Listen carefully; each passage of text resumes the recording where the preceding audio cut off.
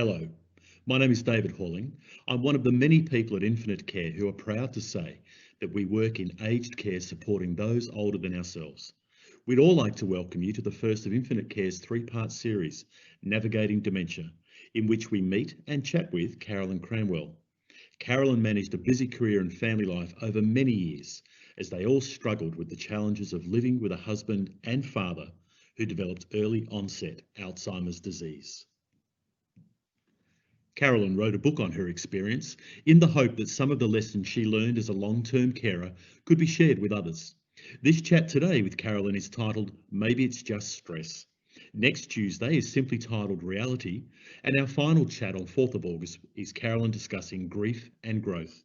Along the way, you will receive key takeouts from Carolyn's experience, and we also welcome any questions that you may have, which can be submitted using the chat function on your screen, or of course by contacting us via our website.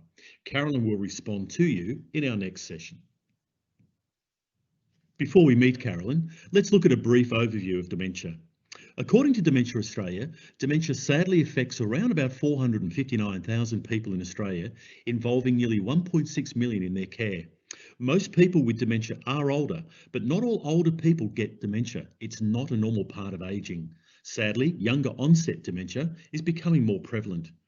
May come as a surprise to many of you, but dementia is the second leading cause of death for all Australians, and for women is actually the leading cause. Over 64% of deaths related to dementia are women. Dementia is an umbrella term, and it's used to describe the presence of around about 100 different diseases. Most commonly, people talk about Alzheimer's, Lewy body, and also vascular dementia. But let's get started on our chat with Carolyn today. If anything we talk about raises any concerns for you, please do seek advice from your GP or from an organisation that is devoted to this condition, such as Dementia Australia. Welcome, Carolyn. Thank you.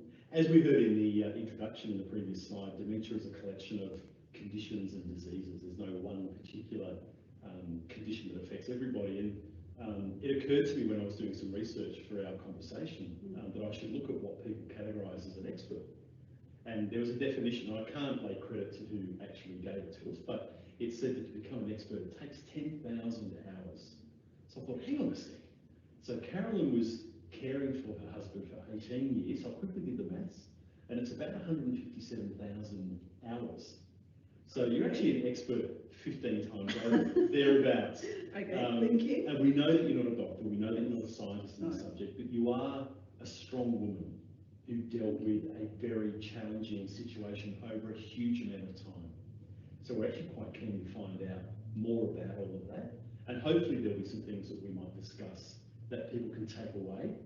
Perhaps those people who could be in a similar situation, how you found yourself all those years ago, or people maybe who were thinking that they could be heading into a situation like the one that you were in all those years ago. So you actually have a transformational story because, you know, things for you moved, didn't they? You were a fairly typical family, leading a fairly ordinary life, and things changed. Take us back to how things were for you before these changes occurred. What was your world like? Thanks, David. We were a typical, I thought, normal family. Very happily married. We had 2 children. We had a house. I had a job. Richard had a small business. We had a Labrador, a mortgage. Fairly typical family, but very happy and very healthy, and we were just going about our lives. Yeah, and I think in the conversations that we've had, you know, you indicated or you said to me that in fact, from a medical perspective, there was no one particular history of any one particular condition in the family. And so, you know, we weren't talking about maybe other family members that had experienced dementia or even heart disease and things like that. So, yeah, for all intents and purposes, a very typical suburban family life. Yes. Richard appeared to be perfectly healthy. He was a non-smoker. He didn't drink excessively. He wasn't overweight. He'd always played sport. Had a very happy demeanour and sort of liked socialising and mixing with people, and we had a really great life. Fantastic. Things changed. Things started to change, yes. And you know, you over a period of time started to see those changes. Talk us through the changes, what you saw, what was happening, and then maybe take us a little bit through how you actually dealt with some of those changes. Right, they were very subtle changes at first, and ones that were very easy to dismiss. And when everybody's busy and rushing around and doing their thing, you're not really focused on, oh, that was a bit strange, or, oh, don't you remember I already told you that, or, you know, things like that. And it just crept up on us very surreptitiously. Almost. Can you give us a couple of examples of the sorts of things that were happening that, as you say, were a bit like, that was a bit odd?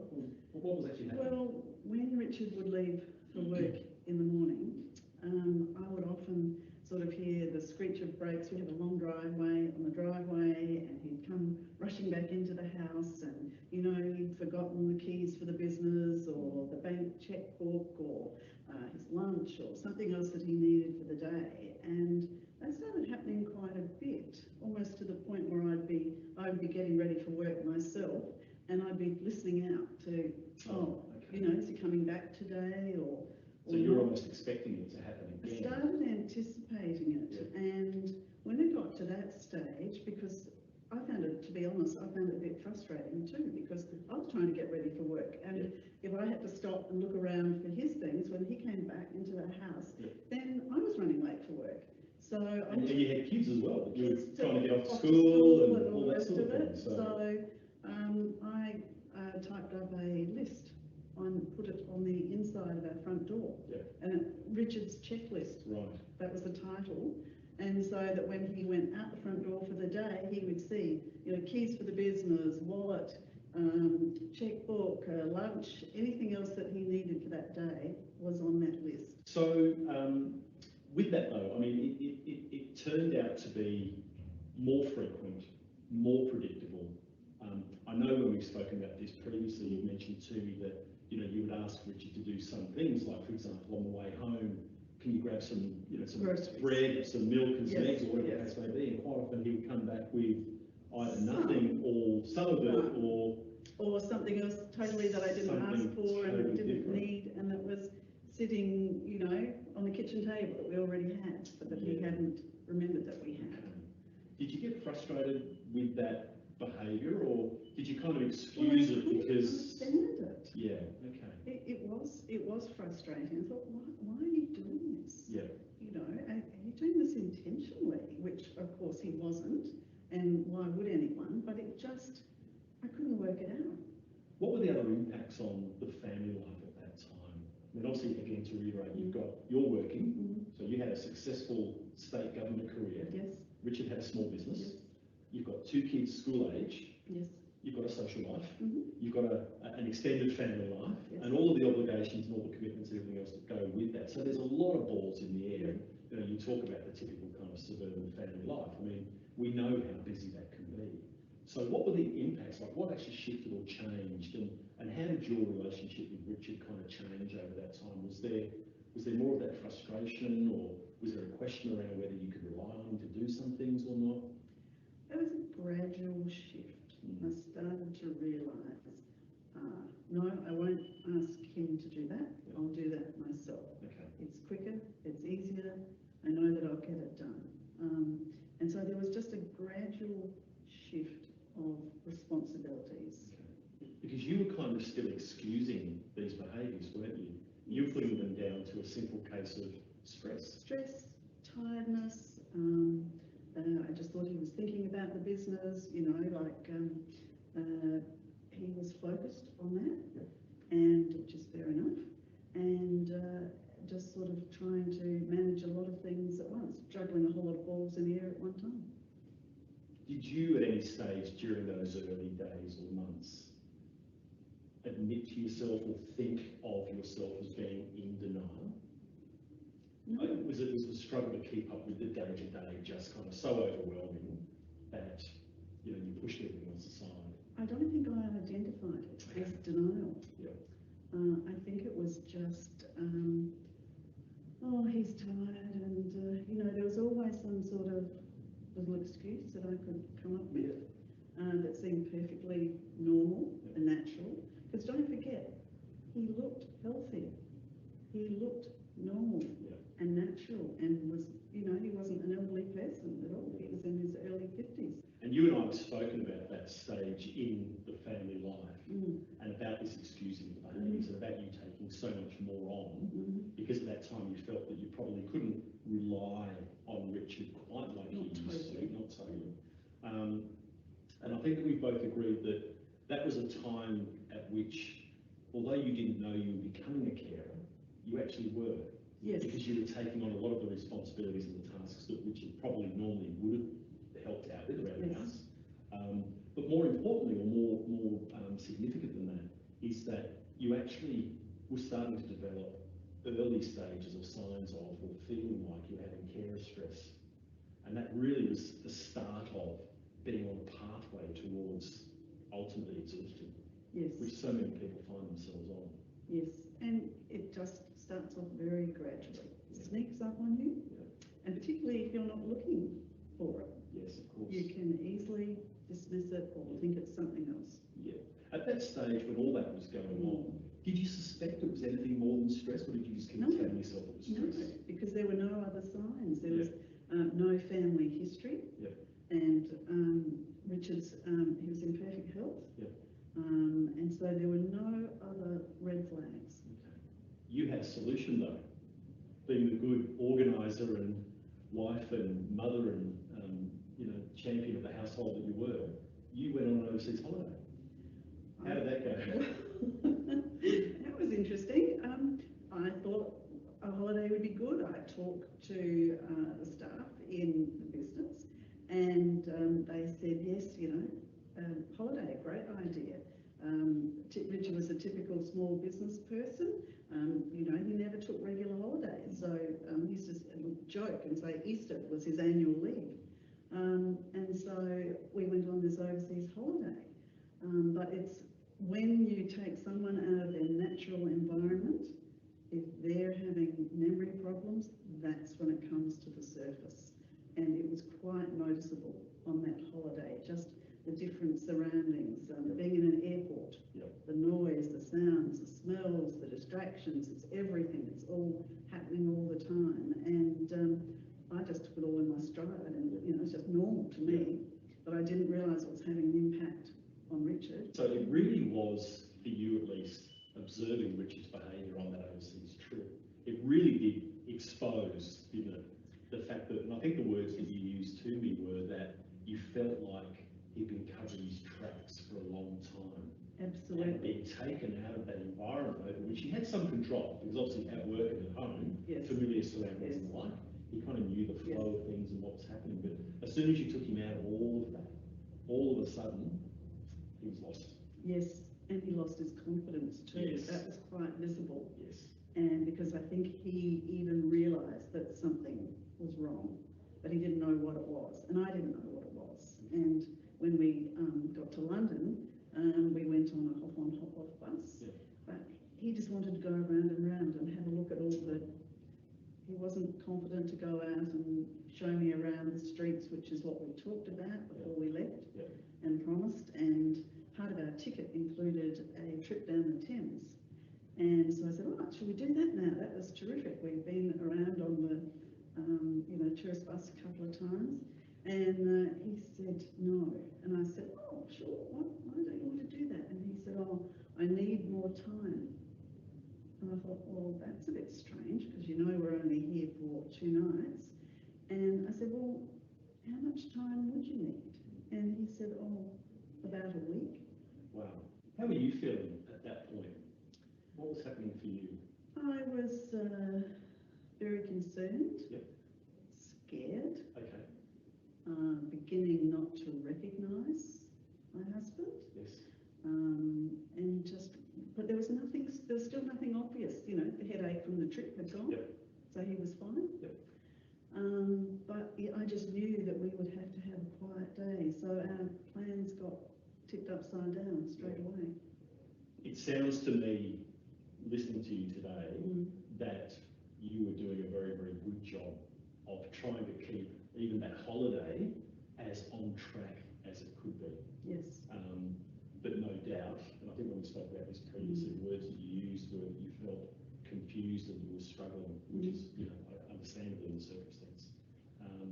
So when you take into consideration the background of a period of time where things at home were getting a bit out of sorts, and you had an overseas trip where things were really out of sorts, there must have been a point after all of that where you thought, it's not stress, something actually is wrong. What was it that actually, I guess, led you to think that you needed to seek some medical advice? Well, one thing that was quite noticeable on the holiday was that when we were in Ireland, he relaxed immediately. And just the gentle rolling hills and the sheep and the church spires, and it was just lovely compared to the pressure of London. So there was an immediately obvious change in his demeanour. And one time he went out by himself when we were staying in London, and he had trouble finding his way back. So that was a real indicator that, because he had a terrific sense of direction. Talk to me about the process that you went through, because I think from memory, you didn't charge off to Richard's GP and say, hey doc, something's wrong, this is what's been going on. You were a bit more strategic about how you went and sought help, weren't you? Yes, I went and had a talk to my GP on my own. What was that? Why did you go to your GP first?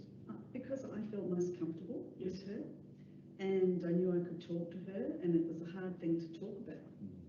And so she was very understanding and patient, and I said, if it is some sort of memory loss thing, who would you recommend? So she gave me a list of names, and I said, we need a specialist who Richard's going to feel comfortable with, and that probably I'm the person that's going to be dealing with the doctor most, so someone that I feel comfortable with too. Okay. So that's a good strategy, isn't it? To try and find someone that not only, in this case, Richard is comfortable with, but you also.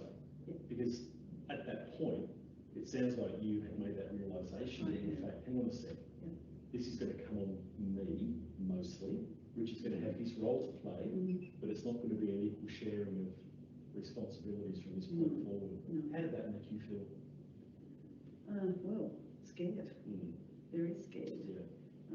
It was a really worrying time. But I just thought, well, if we just have to face this, we just have to follow this through, see the doctors, see what they say, see if there's if there's a logical explanation for it. I was still like this, fingers crossed, hoping it was just something they could tweak, or some medication, or something that could be fixed. How did you explain to Richard that that he had to go and see a doctor, and that you were going to go with him? Because this was obviously after you've been to your GP, you've got a list of notes and things like that.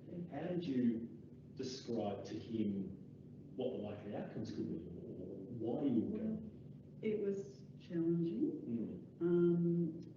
but he was starting, I think, to realise that he was, the extent to which he was struggling. So I said, look, maybe it's nothing. Maybe it's just, you have some medication or something, and, let's just go and see.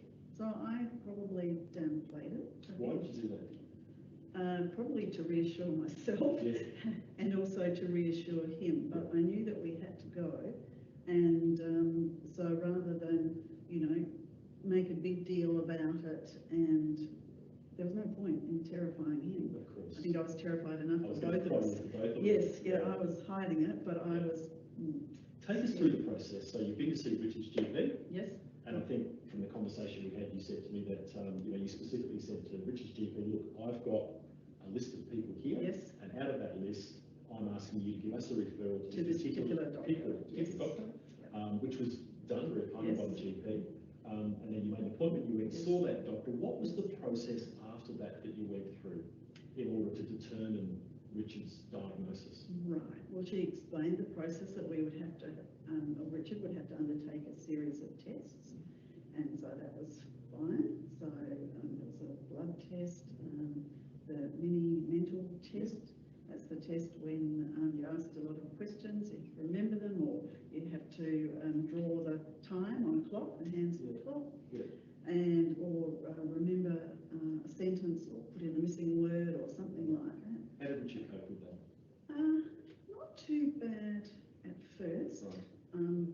repeat this test over the years, but his first test wasn't too bad, but there was obviously significant problems. Yeah. Well, that was obviously the best test that Yes. he ever did. Yes. When you finally got through that period of time, I can imagine you were probably pretty tired. The day that you went to the doctor and she finally presented a diagnosis, what did she say? Well, she had a lovely, soft, warm demeanour, but she sort of spelled it out fairly plainly. And but she said, Richard, you have a progressive degenerative disease of the brain for which there's no cure, and there's no drugs. There's some medication you can have in the early stages, which will help with the symptoms. But because Richard was so nervous when we went to this appointment, as you can imagine you would be when you're going to find out the results of all the tests, he didn't really take it in. No. He sort of, the first few words, I think he just went into shutdown. Yeah, I think probably we all would. Yes, Yeah. but I understood it. Yeah. And I just listened to her talk and held his hand, and it seemed as if we were in there for a long time. We probably weren't. And then we just had to, armed with that information, we just had to go home.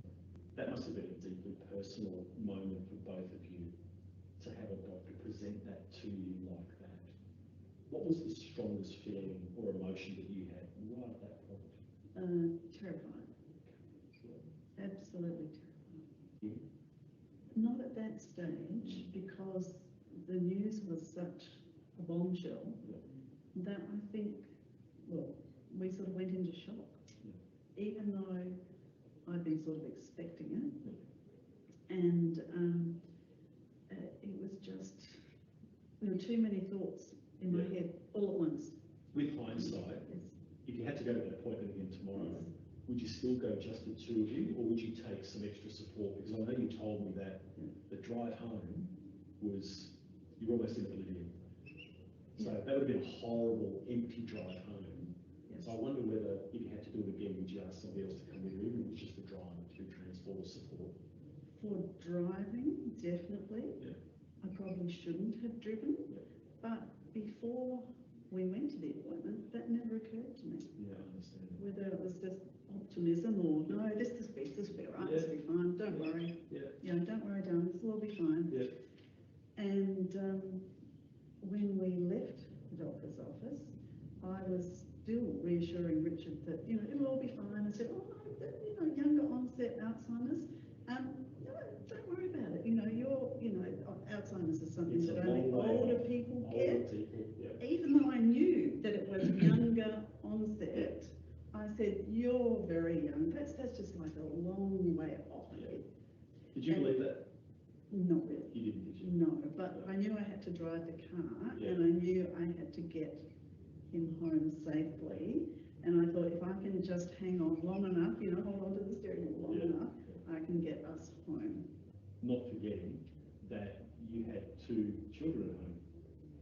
How did you tell them? Or did you tell them then, or did you wait? Well, they were actually at school. I think I did tell them later that evening, but they were devastated, of course, but they weren't really surprised. Okay, because they had been living with their dad's changes for a couple of years now. Yes. This wasn't overnight. No, so, and just with that then, were they, with those changes and living with dad, and obviously life at home was a little bit different, I suppose, from maybe the month before, the year before. Were they experiencing or expressing any particular emotions or behaviours? It was terribly hard. No, terribly hard for them, and they sort of got used to coming to me. Okay. So you became mum and solve dad. their problems, yes. Did you? Yeah, wow. Okay. So on top of everything else, you're now two parents in one. Absolutely. Wow. That's a lot to take on. And I think that probably that's we'll talk about your book in a minute, but I think as a marker or an indicator, if you like, of the sheer amount of strength that's required to live in an environment where you've got somebody who's struggling with dementia and trying to, you know, keep the family together and keep life as normal as it is, that's a really significant marker of that. Because, you know, kids can be quite demanding. And, you know, in that wonderful, dreamy nucleus family where you've got a mum and a dad, then you can always go to one or the other, and you know, sometimes we play them off against each other, we know that, right? But in your particular case, you were doing the job too. So that's really significant, isn't it? It was challenging, but credit to them, they understood the situation. Well, they could see it. When you're living with someone with dementia, very different if you're outside the immediate circle, and then you only see the person sort of presented in varying situations. It's different, but if you're the people that are actually living with someone with dementia, then you fully understand there's something wrong. We're going to put up a slide in a little minute, which has actually got some takeouts from this conversation on it, but we'll just quickly run over a couple of those. So if somebody said to you, look, Carolyn, those early stages, what are the sort of things that, you know, I should look out for, or what tips can you give me? What would you say? I would say my number one tip would be to look for patterns, patterns of behaviour that are outside the normal type of behaviour of that person. So if they keep losing their car keys, or if they, you know, go down the street to get the milk and the bread and the newspaper and they come back with one or two or nothing or something totally different. You know, things like that, just little things, but things that are starting to happen on a consistent basis. So if you find yourself offering excuses, that's one sign, yes. But I also used to find sometimes Richard would ask the same question 3 to 5 times in a short period of time, like, you know, when are we going so and so? And in the beginning, I admit I was frustrated. I found that really hard. Why are you asking me that? So if you actually can monitor emotions in yourself, not just in the other person, but what's happening to me, how am I reacting? You might realise, 2 people here are being affected. This is out of character. I know one of the other tips that you and I discussed once before was around stressful situations. Yes. And I think a really, really good example you gave me was that if you're going to take somebody to the supermarket, for example, because by this stage it sounds like it was probably a better outcome if you both went to the supermarket, was to go either early in the morning or, if you could manage it, later in the evening, where there's a lot less people there. Because I think you identified fairly early in the piece that a stressful environment is a real trigger for upsetting that person with dementia, and then that leading to complications and issues and problems. So would you recommend then that people sort of take notice of avoiding stressful situations? Yes, I would try and find opportunities where you could still function as much as normal, but avoid peak times, you know, avoid peak traffic. If they are still driving, I'd definitely go at, you know, quiet times. And so be a little bit more selective and be more aware of the environment that you're putting that person into. But at the same time, it's very important for them to be able to function and have some of their same confidence and self-respect. And so the longer they can keep on doing things that they normally did, the better it is for them and for everyone in the family, really.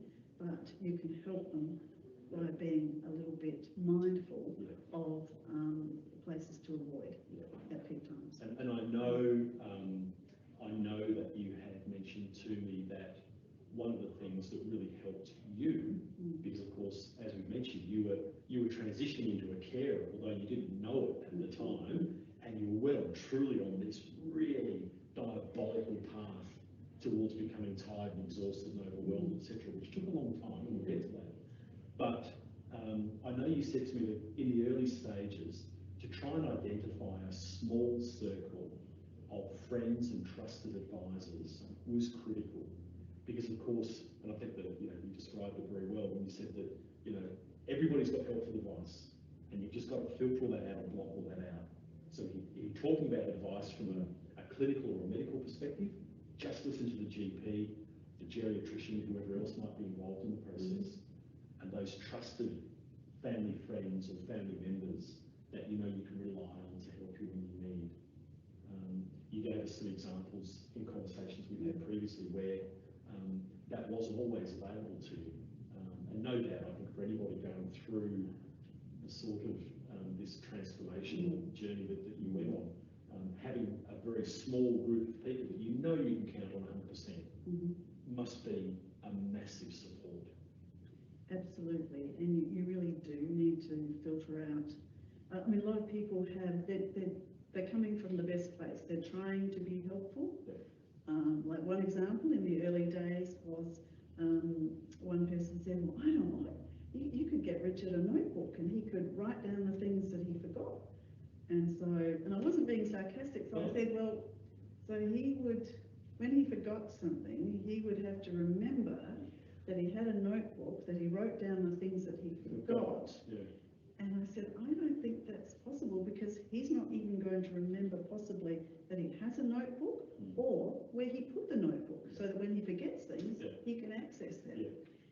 And their face just went, oh, they didn't realise it. So, like I said, when you live with someone, you really get to notice the change. Carolyn shared with us some key points today relevant to these very early stages of Richard's changing state. Changing behaviour, forgetfulness and making excuses for Richard were all early signs of a medical condition. Managing stress and seeking expert advice early were two very important messages.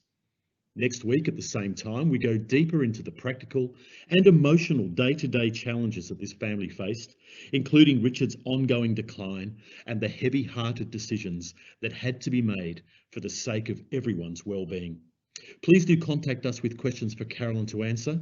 We look forward to your company at the same time next week.